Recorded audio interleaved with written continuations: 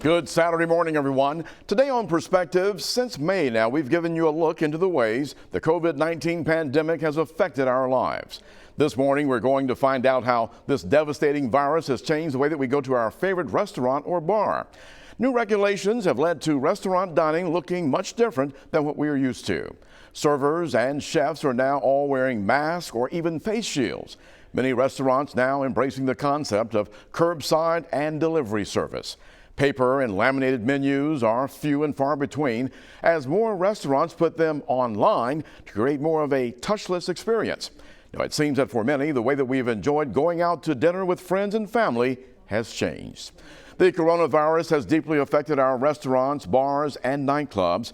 In recent weeks, the Alabama Alcohol and Control Board, the ABC, issued an emergency order for bars and restaurants to cut off their alcohol sales at 11 p.m. Fox 10 News reporter Lee Peck talked with several business owners downtown after the emergency order was implemented. As the number of new COVID cases continue to rise in Alabama, the ABC board is taking action, limiting the hours bars and restaurants can sell alcohol. Last call, now 11 p.m. We do a tremendous amount of business, myself and all my colleagues, from 11 p.m. on. So, first and foremost, we understand the concern. The concern is real. It's there.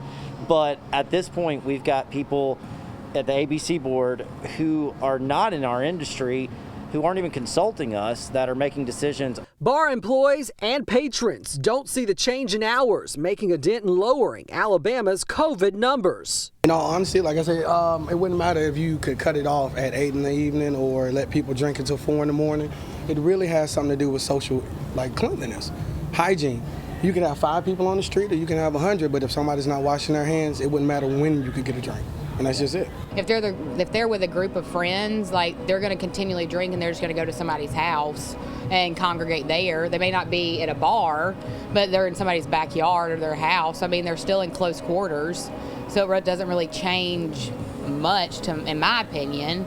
While it's not a complete bar shutdown like Louisiana and California, the rule has bar owners like Golden demanding the state do more to help them survive. We need more state funding for bars and restaurants. The $15,000 from Governor Ivey and the Revive Alabama grant, those are pennies compared to what bars and restaurants need to survive. And I'm not talking about federal funding. This needs to be on the state level. This was not mandated from the federal government. This was from the state. So they need to come up with a plan to actually help ensure that bars and restaurants are going to be here. We've been here for decades. We want to continue to be here, and without funding and help from people, we will not be here come Mardi Gras 2021. And again, thanks to Lee Peck for that report. Now, since the pandemic became a force to be reckoned with, we've seen many restaurants and clubs forced to close. And that means that many of our friends and neighbors have lost their jobs. Now, under the governor's mandate, Alabamians must wear masks while going about their daily activities. According to the Alabama Retail Organization, the statewide health order continues to allow retail, restaurants, and other businesses in Alabama to operate in limited ways.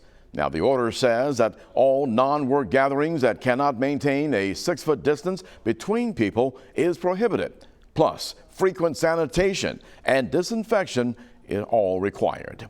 Now, this morning, our guests are Bob Omansky, chairman of the board for the Alabama Restaurant and Hospitality Association. And also joining us today, Pete Blom and Nick Demario, partners in Double P Hospitality. Their organization owns several popular restaurants here on the Gulf Coast. The future of the restaurant industry in the age of COVID-19. We talk to Bob Omansky when Perspectives continues after this break.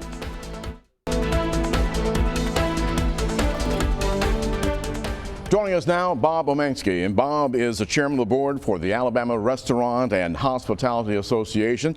Bob, thanks for joining us this morning talking about our restaurants and the industry during this unbelievable COVID-19 period. Thank you very much. Thanks for having me, Eric. Let's talk about the reality of what has happened with COVID. Now, you have a definitely great perspective being involved with the association.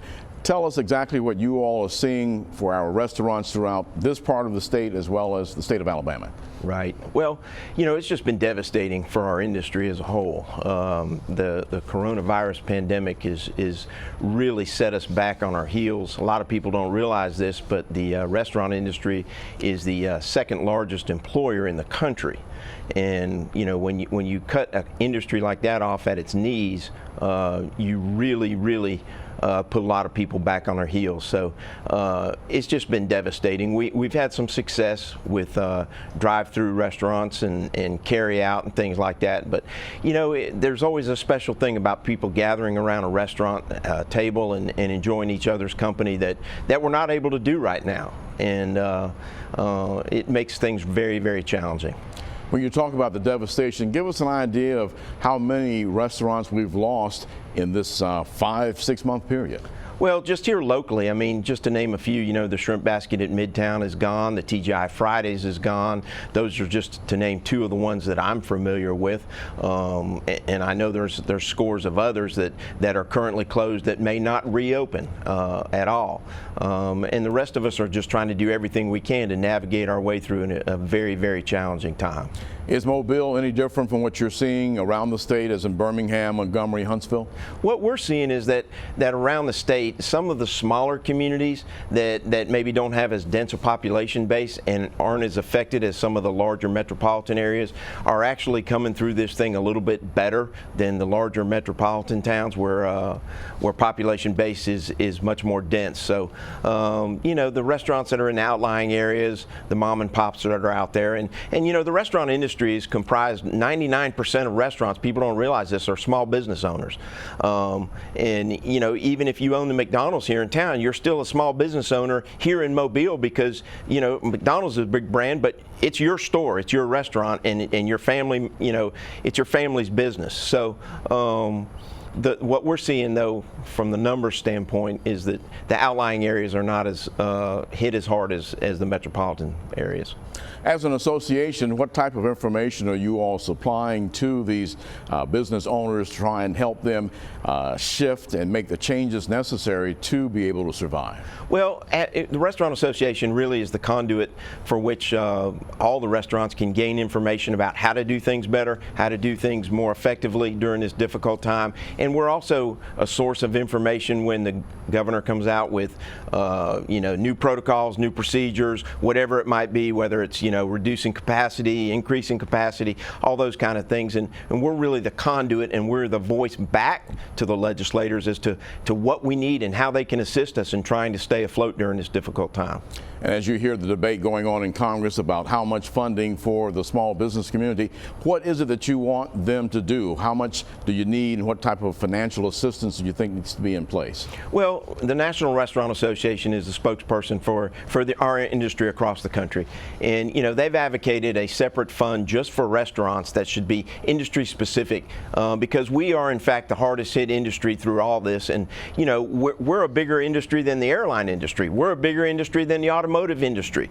And we've advocated for a restaurant specific stimulus package that is just for restaurants. I mean, if you travel around and you ask people, have you ever worked in a restaurant, 9 people out of 10 will tell you, you know what, that was my first job. Mm-hmm. And it was my first job as well, and it's going to be my last job, I think, as far as that's a plan anyway. But you know, everybody, not everybody, but many people have worked in the restaurant industry, and they took their first job there, and it teaches you a lot of things, you know, about responsibility, about how to do things right, how to be on time. And it's not a career for everybody, but it can be a great career for some. So, you know, this virus, specifically when we're told we have to close and then we're told we have to be at 50%, restaurants operate on very small margins, typically 5 cents on the dollar or less for profit. So when you're thinking about a restaurant that has to be cut to 50% capacity, it makes it very challenging to stay profitable, much less to stay in business. And that was a question I was going to ask you. When you look at those profit margins, how difficult will it be to make some of these new safety things that are being required and asked of you? Well, these are extra costs that we incur, and in some ways I think it has made us better because it's challenged us to. We're already very highly regulated, but it's challenged it to make us look for opportunities where we can even do better. So from that standpoint, it's been a blessing in disguise, but we couldn't wait for this pandemic to be over. I can tell you that. Yeah, and of course, always when there are major changes like this, you lose some of those great folk that you did have personnel-wise. What are you seeing happening now? Have you lost a lot of them, or some of them coming back? Well, we're blessed to have some very, very loyal team members on our group, and a lot of them have returned back to work with us, and certainly many of them were anxious to get back to work just to get out of the house, just as I was, quite honestly. So we feel like that's a good thing. But yes, we have lost some folks that have decided to go elsewhere or into maybe a different industry, and we understand that, and we certainly wish them well, and we're always looking for great folks. And if you could give me a quick response, what do you see ahead here in the next 6 months for your industry? Well, we're hopeful that there's going to be a vaccine come up here pretty quickly, and that will help to resolve a lot of folks' concerns. And hopefully right after the first, we're hearing that that's going to happen at the end of the year, and hopefully we can start off 2021 and just like we start off 2020, except let's just keep it going. I agree with you on that. Bob Omansky, we thank you so much, our chairman of the board for the Alabama Restaurant and Hospitality Association. Thanks for spending a few moments with us today. Thanks, Eric. And again, Bob Omansky, chairman of the board for the Alabama Restaurant and Hospitality Association. Now, after a quick break, we'll talk to the owners of several well-known restaurants for their perspective on COVID-19. We'll be right back.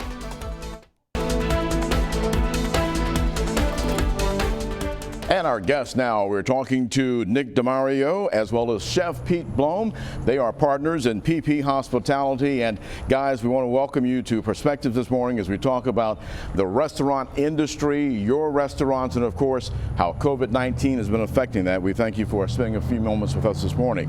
Thank you for having us here, Eric. Good to see you. As well. Now, you guys own several restaurants, and this is a statement that's coming out of some of the industry saying that the restaurant industry is now facing a large-scale modern event of this magnitude never seen before. And COVID-19, of course, is responsible for all the changes that we've seen here in the last few months since February, March. Tell us, what does it look like for you all and your restaurants, because you have several and they have different types of formats as well as the themes. How are things working for you guys these last few months? I mean, for us, it's been such a challenge. Again, it's unprecedented. We're in different markets, different concepts, different facilities. And every day, the uncertainty is the toughest thing. Keeping ourselves safe, keeping our staff safe, keeping our customers safe, and trying to stay sustainable and alive. It's been incredibly difficult. Nick, you are also involved in the daily operations of some of the restaurants, and you've seen firsthand the changes that have happened as relates to customers and your employees. What are the biggest takeaways you have right now? Yeah, we have to prepare every day, and with our staff, we have to be relentless in preparing, make sure we're checking temperatures, make sure we're doing the right thing, bringing extra staff in to sanitize twice a week, and just staying on top of it and not let it just kind of wash away. A lot of changes taking place in the industry where people are having to look at curbside, delivery, also having people order and pick up.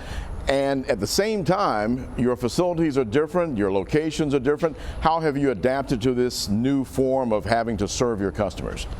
I mean, that's been one of the keys, Eric. You hit it on the head. The facilities are different, the menus are different, and that level of service, although it's expanded, industry-wide, it's very concept-specific. I think, some of the drive-thrus have still been flourishing in this. Barbecue joints, different concepts, pizza. So for us, it's been a challenge. Panini Pete's, due to the nature of our menu, we've done a lot more takeout there. Sunset Point, we did it. We went through those steps and Ed's and Squid Inc, but it was not sustainable at all. And across the board, you see the difference in the concepts. And we're scrambling to do all we can to try to feed more people and make them feel safe and want to come out and support us, but it's been extremely difficult. And of course, during this time, the sales aspect has gone down as both being closed for a while and then now reopening, but limited capacity as compared to what you were once able to offer. Nick, what are you seeing and hearing from the customers? I think the customers are very understanding, especially with the wait times. I think they appreciate that we're working safe as far as marking tables, and I think they have a general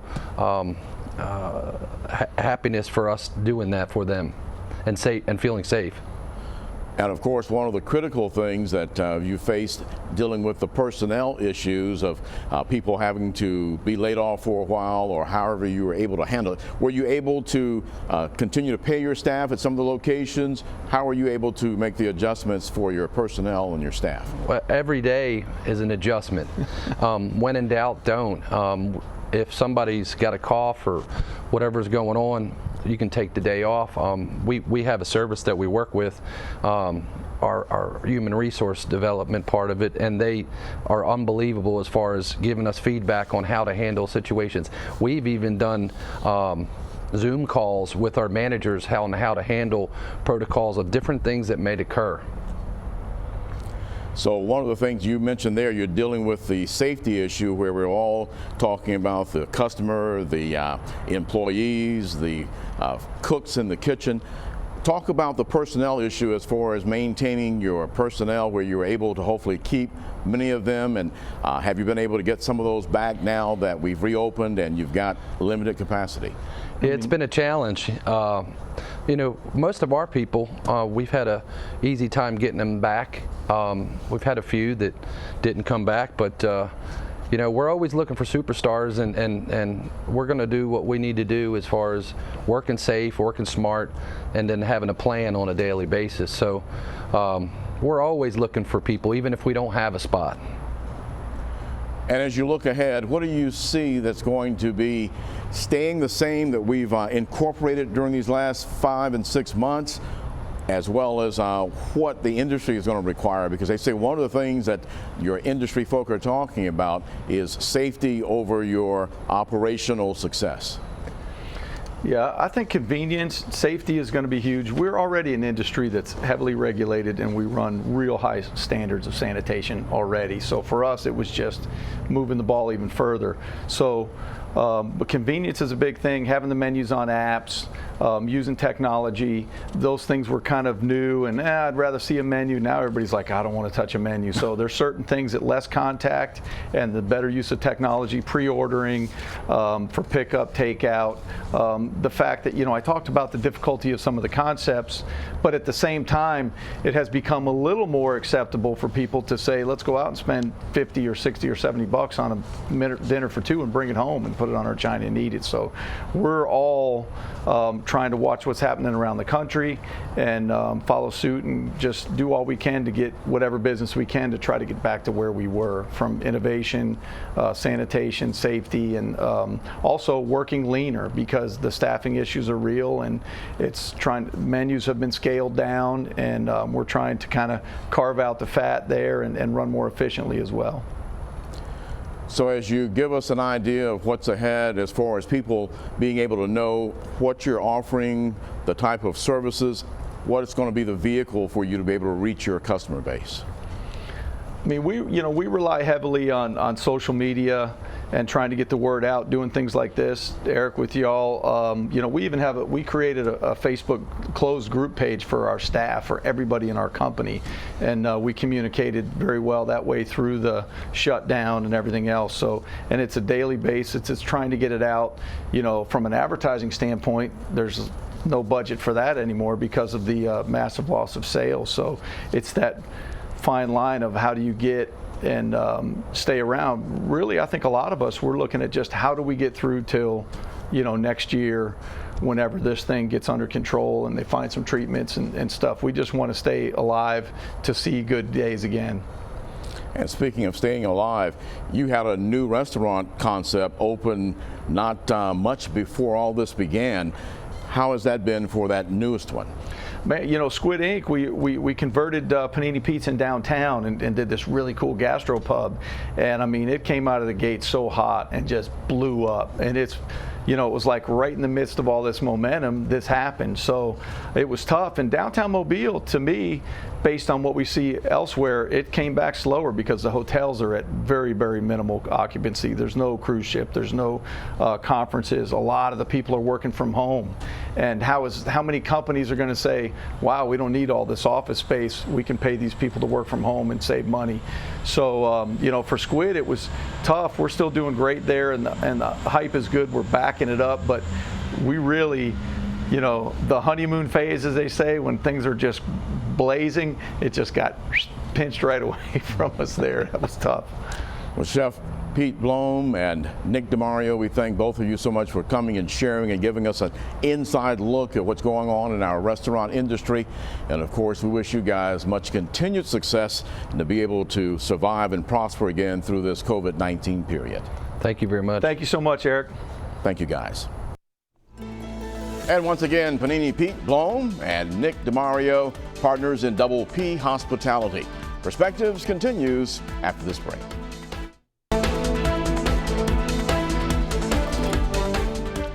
Next Saturday morning on Perspectives, we talk with the superintendent of Alabama's largest school system, Mobile County. MCPSS released its Keeping Our Kids Safe plan, which included pushing its start date back to September 1st. And all of its students will learn remotely for the first 9 weeks of the new school year. Cressel Threadgill is also the District 1 Superintendent of the Year selected by his peers. Here on Perspectives, he will tell us how they made their decisions and how they're preparing for these new challenges. We'll also talk with the Superintendent Gwen Bird of the Catholic schools. They opened on August the 12th. Now, as students return to traditional buildings, but there is a new look inside as they social distance and use face coverings in their learning environment. She will tell us how the plan that they've developed at each school is working so far. Again, we thank our three guests this morning from the restaurant industry for joining us this Saturday morning and giving us an inside look at their challenges, as well as an update on how they're making a comeback. Remember now, they're asking us to check in and find out if your favorite restaurant has reopened. See what services are now being offered by our local restaurants as we continue adjusting to COVID-19. Some restaurants have reopened for inside dining at reduced capacity, as well as outside dining. Now others have ramped up their order ahead options for pickup, curbside drop to customers, and direct delivery service.